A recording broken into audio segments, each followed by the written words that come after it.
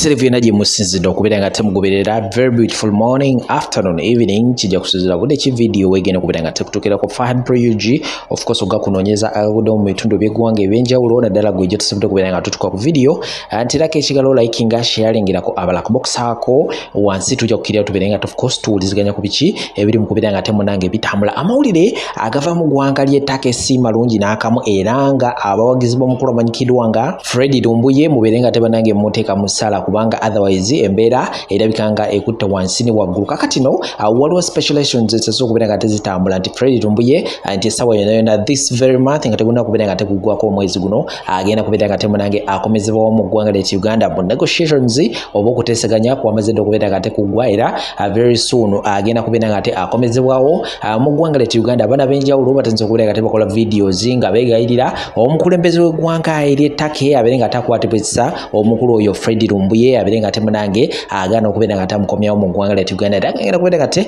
of course nkuteerawo ensonga ezo tongera okubeera nga tetuwuliziganya biki ebiri mu kubeera nga tebigenda mu maaso side zeeyo naye nga bannange si byangu n'akamu si byangu n'akamu tulabu tuzikalira bano bakuggyeyo of course n'ensonga endala nnyingi nnyo eziri mu kubeera nga tezitambula mu ggwanga ly'e Uganda ngenda kubeera nga tezikutuusa ku full figure ngenda kumukuwa maaso awo alina kyayogera ku nsonga naddala za Anity Among ezikutte wansi ne waggulu alina ebyama byesobodde okubeera nga ate shekasha mutima wadde wawo alinnya okubeera nga takulomereddwa gwe wena alina ensonga ezikyaganya okubeera nga tezitedde ajja kukolako wakozesa amaanyi ag'eddwa okuva mu Quran katusimbule n'ensonga zino ez'omukulu Fred Lumbuye ekiri wakadde kano tumba. Good afternoon, Uganda. It seems that Fred Lumbuye, the activist who is in Turkey, is asking for help again. And so I saw this on someone's page, not sure if I can verify it or not, but it seems that he's asking for help. Now, my advice is that maybe he should stay off social media and maybe the regime will leave you alone. The only reason I say that is because it seems that regime with Mahuzi and Museveni, they're ramping up what they are doing, and perhaps what he is saying they don't agree with or like. And Mahuzi said it many times. He wants Lumbuye to be sent back to Uganda from Turkey, or he's going to kick the Turkey ambassador out. But that has not happened because there's no agreement with Turkey to even expel him, and there's no reason to expel him from Turkey. And so Fred Lumbuye is still in Turkey at this moment, but the post that I saw is saying that he's asking for help. I'll show you. As you can see, it says prominent activist Fred Lumbuye. He is asking to be going to a different country because Uganda seeks to have him extradited from Turkey to Uganda. Now, just so you know, that Turkey is not going to arrest him. He has done nothing wrong in Turkey. And even outside sources, they cannot arrest him from another country. They would have to get the authorities in Turkey to arrest him. And since he's done nothing wrong, they can't arrest him. And they won't extradite him because there's no extradition treaty between Turkey and Uganda. But he's receiving, I guess, credible threats. I guess he's seeking assistance to go to another country. But what country could he go to? I mean, Mahuzi and Museveni, they'll still find him. So I think it's best that he stays in Turkey for now. Just my advice. He's already settled there. Yeah, I can't think of another country that he could go to. And so hopefully this is not true, but I found it on someone's wall on one of the social media platforms. Anyways, that's what I have for right now. If I have further or someone knows differently, maybe this is just clickbait, but maybe Dr. Nico later can tell me. For now, that's it, Uganda. Good afternoon. Kati official jana bategeeza nti information eyafulumye jjo oba security alert yafulumye jjo njala bagamba nti 100% information entuufu. Nkiddamu information eyafuluma ejjo muganda wange munakyukakyuka simu William gyafulumiza eri 100% correct. Wabula nze nganze omuntu kinkakatako okukola ekiba kiŋŋambiddwa n'okwetereza kubanga baga nti omuganga teyeeganga. Kati abasinga obungi mwezi okugamba nti lwaki saavuddeyo giposti ngo bajjogerako. One, ekisookera ddala sisobola kutema muti kwentudde. Sisobola kutema muti kwentudde. Obuntu omutera nnyo bulaba obufaananyi bakuba oba obuvidiyo mulanga omuntu asala omuti kwatudde. Kati ate nze sobola kukwata mu ssomero kusala muti kwentudde. Era omuntu omulala afuluma information kitegeeza nti aba yagifunye okuva mu sources endala. Kale n'olw'ensonga information yabadde ntuufu nnyo 100%. Wabula nze nagifuna ku lunaku lwali lwa mukaaga. Naye nensooka nensirikiriramu. Olunaku lwe nalikodinga video nga ndi mu ka t-shirt kano. Ndako ndabe oba visa sika uploadinze. Nalikodinga video nga ndi mu ka t-shirt akamyufu akaasemu wano. Nali nagifuna endako birabega. Naye nensirika nengamba kamalo jike nenya ndabe kyekituufu ekiriwo. Information eri 100% correct ntuufu. Naye nze nganze omuntu sisobola kutema muti kwentudde. Era ne bwe yagifuna mu makubo ge n'agita. Era tuufu. Wabula nze sisobola kutema muti kwentudde kyensobola okubategeeza lwaki. Nti wano wenyini wentudde wenfunye obudamu information ebadde erambikawo bulungi nnyo. Kati nga sisobola kukola ki? Sisobola kujja kwogera bintu ebyo nga sikola ki? Nga ate wentudde n'ensooka n'ekiwa obudde nga bwe nnoonyerezaako. Kwabankubidde olunaku lwajjo mwenna nabagambye nti nina gye nkeera era nkeddeyo bulungi nnyo.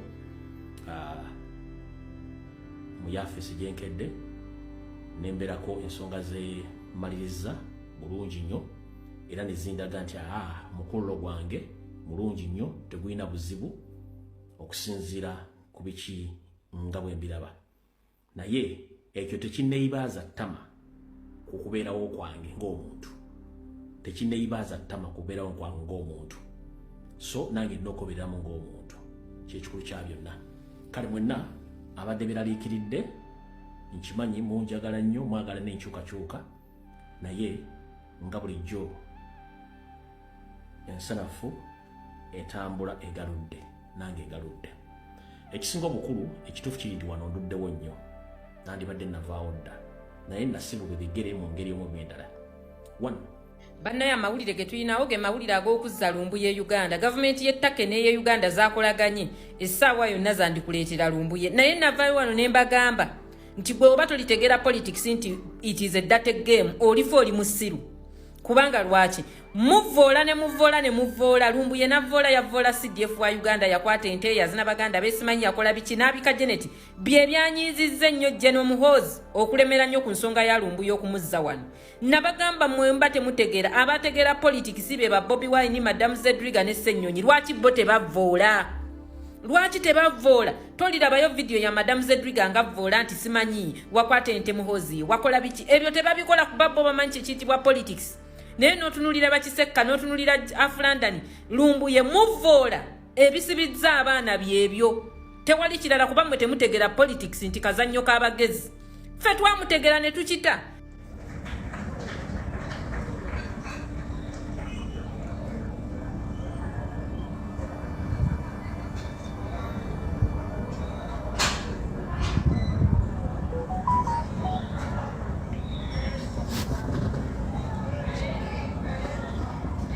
Zana netiwaka ya mwe najigana. Choba sijagala.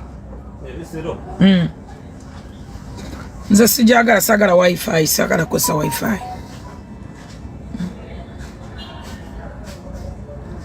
Sijagala nsumbuyi. Baba nno kino ntinze mama nsaba ku ssente. Winga amasira. Gwali ozimpadeko zonsa wazimpako.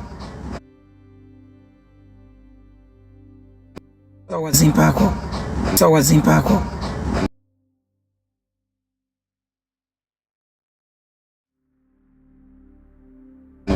Wazimpako. wazimpako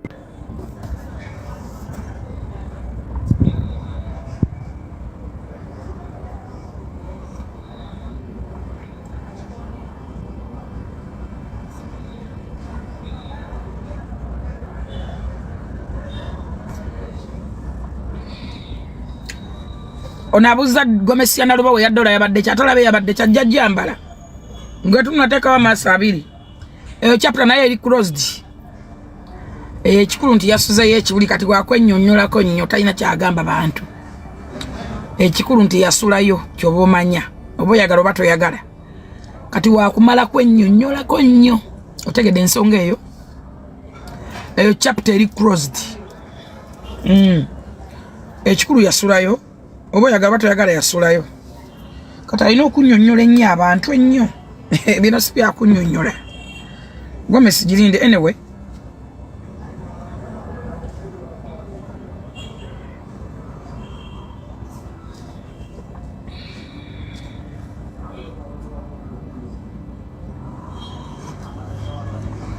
oyo yafulumye dda nowotegayire nnyo Katonda oyo yafulumye dda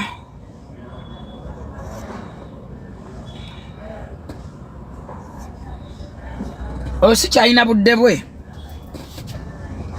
obudde bwe gye buli yamanyiiyo gye twesanga amanyiiyo ekirungi tulina date kasa bobeeranga mu high court osabanga nga kimu nofuna date kuba high court emisango gy'omu high court gitambula omwaka ne bakuwa date nga ya mwaka mulala mwezi mulala oluso butakuwa ne bulobanga ne date obeeranga kushuwa kitegedde kati ffe tulina date era akimanyi ne baatuma okwegayirira abamanyi ne bwadda wana pretendinga oyo chapter nagigadde kati oyo bikadde ekikulu yasulayo wakumala kwennyonnyolako nnyo ekyo mukimanyi Masaka mwalaba byani a celebrating ku bantu abasajja bagagga bali Masaka n'abantu abategeevu mwalaba na celebrating yakunganye bikuneme wali wano kimusoga kibale kyenjerya ku nyumba zanga kyeta baboloka na kigoba no kigoba kine bisirani wali wakala katunda wo bidole abantu nabakunganya kubajja kibuye ka taxi kamuna katana nakayiwe Masaka nayenjera ne bikuneme byonna byamono mu makinde bine byemmere fise ku maswana we waruna byenjerera omwe twitawo mu kituli byazunga nabyo mpaya abantu be walabanga be Masaka ngokakasa nti be Masaka bamulaba nabo abalina ate na kino kanchi bagambe njaga mutandiko gatta dats omuntu webisirani abawabisirani bagambe enswere ensiru egano mulambo muntana eyo nswere ensiru nze mbabuulira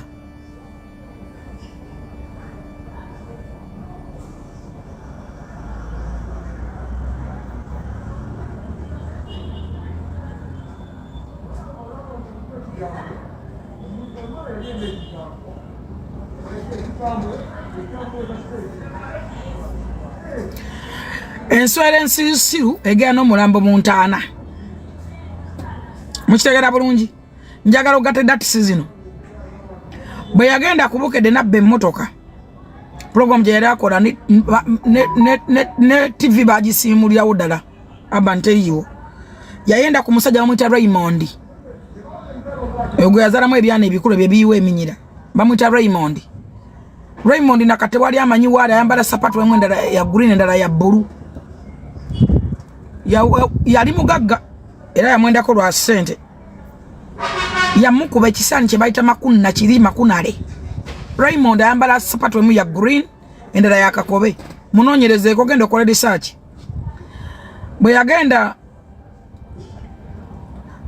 ku kundi kwen TV yalba yagenda ku TV choko yavumwiranga faida nakaziwe ne program bajja ko tewali agimanyi bwe yagenda ku Salt TV yakola olunaku lumu just one day nabba emotoka ne million mukaaga ne program tewali agijukira bajita kwen TV ne program bajijira ko dana bajisimula ne gari avuganya ne gari awana na ava nako Farida bwe yagenda nkulaga ebisirani byo mukazi bwe yagenda Masaka naenda ku DPC wayo gazalima cyane kibegemimwa bamugoberayo tubadde wano nga tuline Kalangwa najja namwetungako ku last minute Kalangwa yafudde tewaiseewo na miezi wadde emyaka olwalumbye speaker abaddewo era nga omuntu amanyi nti speaker akomawo Kasaya mwesembereza bwe pa mwege mulabe byagudde ku speaker mulabe emmala speaker gyamaze mwegendereza abantu bemuyita nabe kisirani kitambulira ku muntu nabagamba oyo batta mama wa male embara ne zikokolima embara ne zikaaba embara ne zibu ebiwuguru ne bikaba ne biremere waabwe ne baleta abasawo okuva Tanzania rudda wange biwuguru biwumpuguma oyo mujana nyina ne bamukwata bamutwale wanifa kawoya ne bamusale kitambo muwala wa mulima nyanya Asia gwe ko genda okola research e Kalungu kola ku research vakubina fe batogera ko batamanyi the gravity abana ba gravity bakulumbye bali umbani nga bansanga wa banumbe batakuchi bagambe banumbe omuntu alimba bannange no pretending otya mbwa abasajja abakomando ba Museveni omusajja omu yabakubye simanya atya ebyo ogenda otala obusolo gwe bakako yafa mwenna mumanyi Masaka n'abasajja balimu abagundivu n'abakazi bamama Borovadi bani mumpe yo mugo mwalabe nga ayimiridde naye yajja bikunnembe makinde wano bine ebitalina mirimu ebisoga kino kimusoga kibuloka kya mayumba bigenda bitevunya ngenvunyu gokulya gubizonza nagenda nga buli life failure yali naye mu bantu bamanyi Masaka be abantu ba Masaka ye lwakitabeerayo ato yogera mirembe vile ekigo ato yogera nange omuntu ali disorganized obo mulaba omuntu ali disorganized omubibbi obo mulaba yasindika Godfather yogera nange nengana kati ensonyi ndoza kyayagadde kwesooka ensonyi mukijjayo voice note zenni nawe nzita neze namuddamu zite wanonya aja Miss Kigundu wanonya Musumba Bujingera na ngamba nengana walabe computer mere ne speaker ali yangamba da nengana no mucha wane muchawa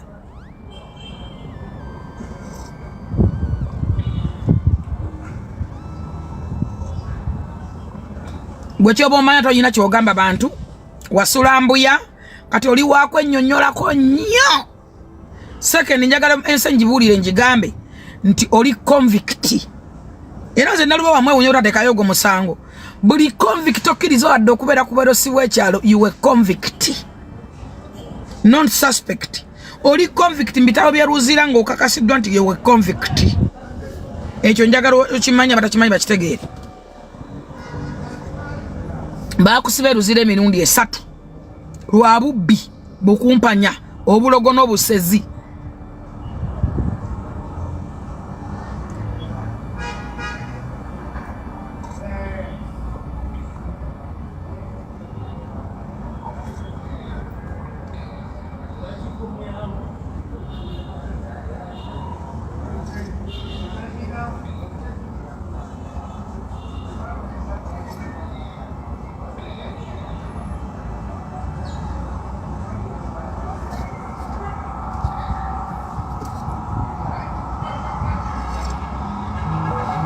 anyway njagalo bagamba kitalo nnyo kitalo ddala ekya Honorable Kalangwa